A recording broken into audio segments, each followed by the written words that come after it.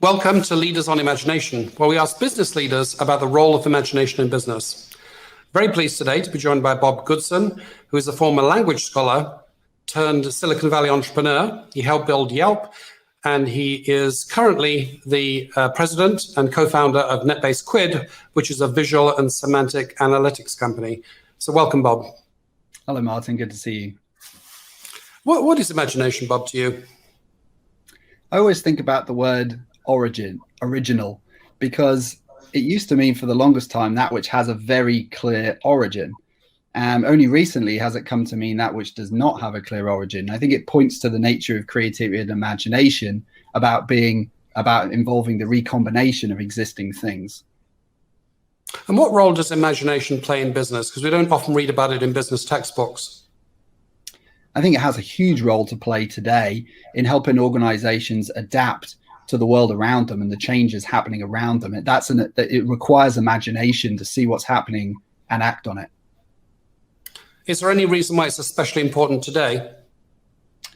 Well, in the past year, businesses have seen more change in the way people live and the way businesses need to engage with their customers than any year in history.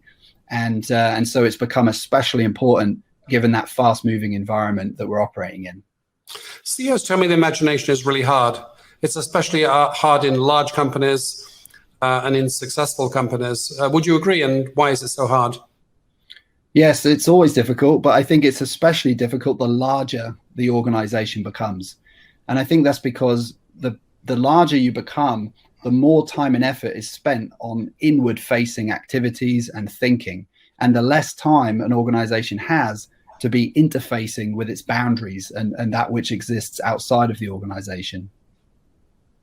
I know you take special efforts to keep imagination alive in NetBase Quid. What are some of your tricks and techniques? Yes, we do. We embrace an innovative culture, and one of the techniques we use to perpetuate this is competitions, through which we source solutions to important customer problems from every employee in the company. Innovation is not limited to one department or other at NetBase Quid. So paint a picture of imagination, something concrete that Quid has done, NetBase Quid, that you consider to be an act of imagination. I think the most recent thing in the last few years is that we have reimagined what continuous intelligence can be for the front office functions of an enterprise.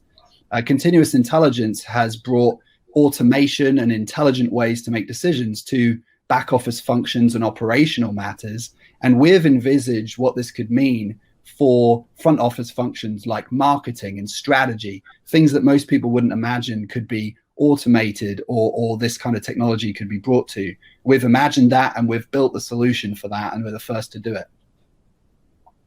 Imagination is triggered by surprise, and you and I have just had the pleasure of writing an article together for Harvard Business Review on the role of spotting and harnessing anomalies in strategy. Could you tell us about some of the key ideas in the article? Yes, I think what we were bringing to the fore is the fact that detecting trends early enough to still be a competitive advantage and still be early enough to act on it is really important, and it's equal part art and science. There's a role for creativity and imagination, a necessary role to even be asking the right questions. And there's also a role for the latest technology to be able to mine all the relevant sources of information to tell you when you should be looking at something and when something interesting is happening. I remember we had a discussion about the difference between just a regular anomaly, just a blip, and a poignant anomaly, an anomaly that points to possibility. How do you know if your anomaly points to possibility? Right, there's just so much noise to manage. And so we have a framework for thinking about how to identify when something is just a blip and when something is going to persist. And one factor is momentum. What's the trend behind this? There's mathematical models that we use to understand if it's going to persist. There's the robustness of the observation. Do you witness something happening from multiple angles? It's no longer enough to see a trend in one source of information. You can look at it in multiple ways. And then the third factor is the impact that it's going to have in the world and in particular to your business. Well, thanks so much for spending time with us, Bob, sharing your ideas on imagination. Pleasure. Thanks, Martin.